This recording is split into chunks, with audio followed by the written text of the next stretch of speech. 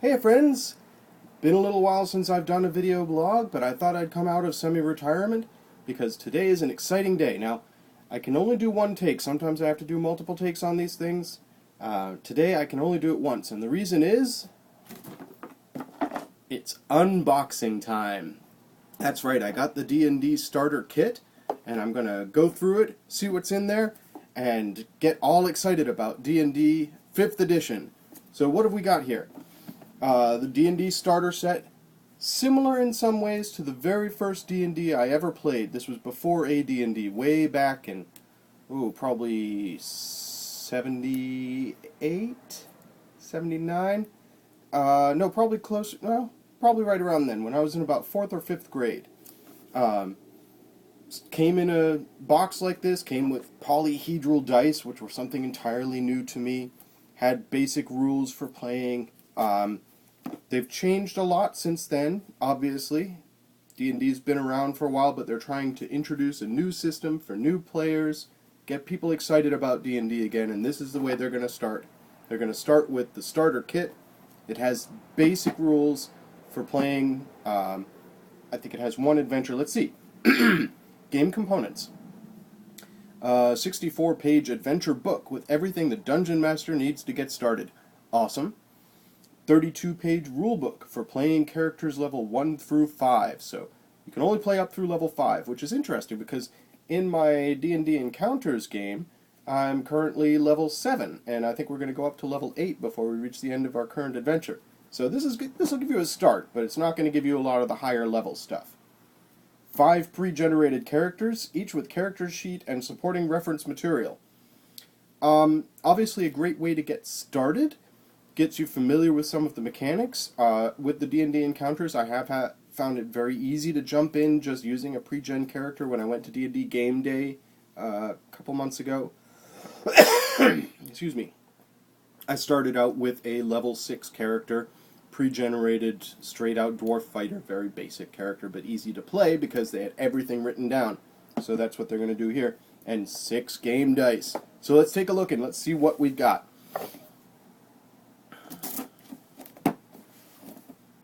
Being very careful in opening the box.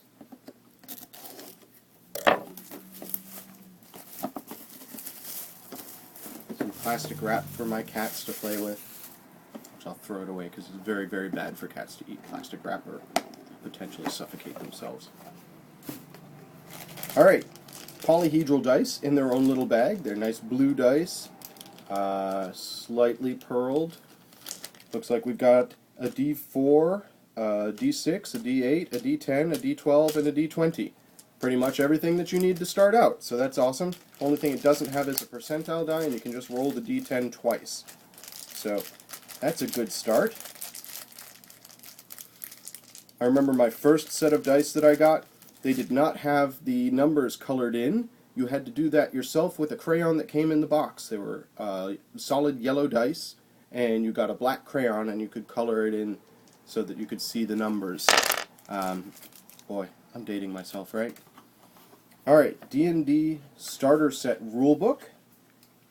I think a lot of this is very similar to what I have in the documents that I have in PDF form right now from buying the Wizards of Thay or the Swords campaign. Obviously, Wizards has been testing out the D&D 5th edition rules for a couple of years now, sort of tweaking it, and this is the final result that they're coming up with. Fantastic, lovely artwork. The original D&D had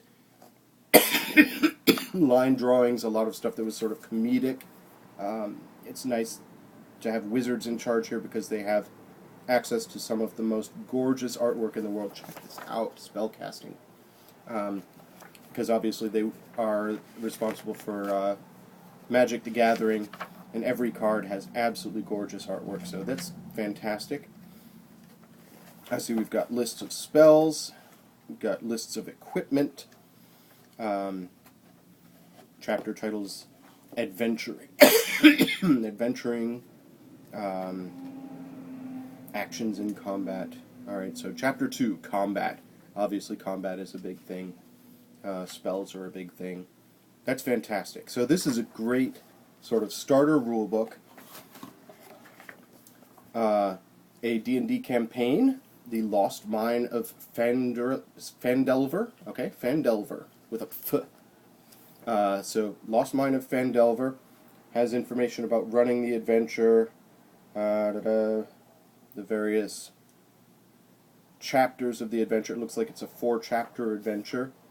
So recommended character levels. Again, gorgeous, gorgeous artwork throughout. I'm thinking this is a campaign that you could run right out of the box. It's a great sort of jump in and play, which is how I used to play in the old days. You know, you'd roll up an elf, you'd have a campaign, and you just dive right in, and your DM is as familiar with the rules as you are, and you just start playing. I'm hoping to be able to get some folks together, maybe Friday, start running some characters through this, just as a test, so that I can get familiar with the rules, other people can get familiar with the rules, and we can just have a good time. Pre-gen character sheets. So these are what the character sheets look like.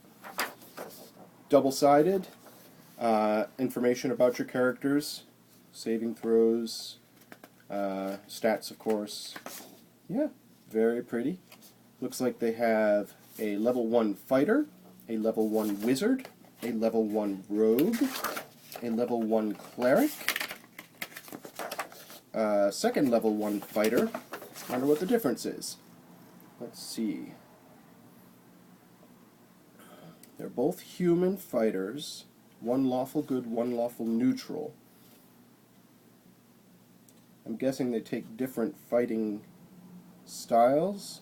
Oh, okay, one is an archer, and one is taking defense as its fighting style, or his or her fighting style. They leave the player name blank, and I'm guessing you can choose a gender for your character. I was always a fan of rolling up new characters. That was something that I enjoyed doing all the time when I was playing D&D as a kid. Indeed, many campaigns sputtered very quickly into them, but I loved building the character, thinking about what the possibilities were, even if I didn't play in a long-running campaign with them. And has information about D&D Encounters, which is the ongoing D&D campaigns that you can play at your local gaming store. This is a big thing that Wizards is trying to do. Ah, okay. They have a D&D Encounters character sheet on the back. I can't see it very well because of the light. That you can use for your D&D encounters.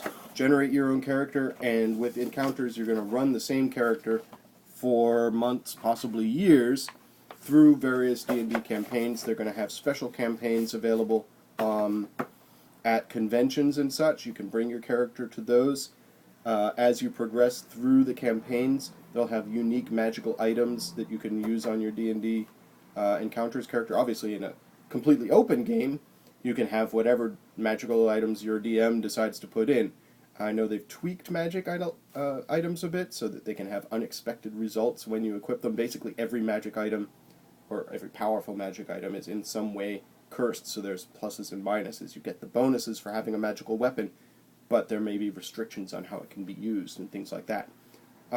Anyways, you can have any magic items you want in your regular game, but in the encounter sessions, your character only gets the magical items that actually show up in the games, and so in order to get those magic items, it's sort of an achievement system there.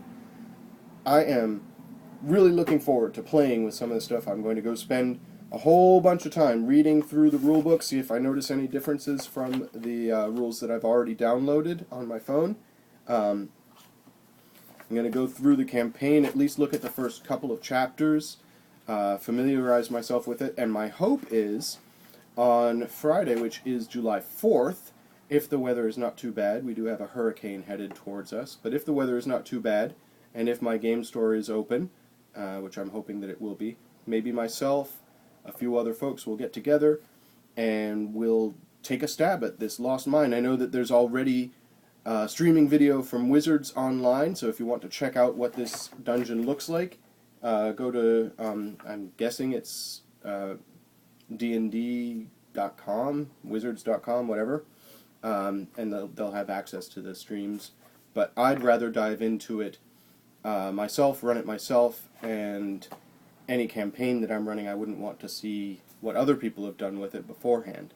So I am so excited. D&D 5th edition in my hands. Obviously this is just a small taste. It's really inexpensive to pick up at your local game store, and it looks like it's going to be a lot of fun going forward.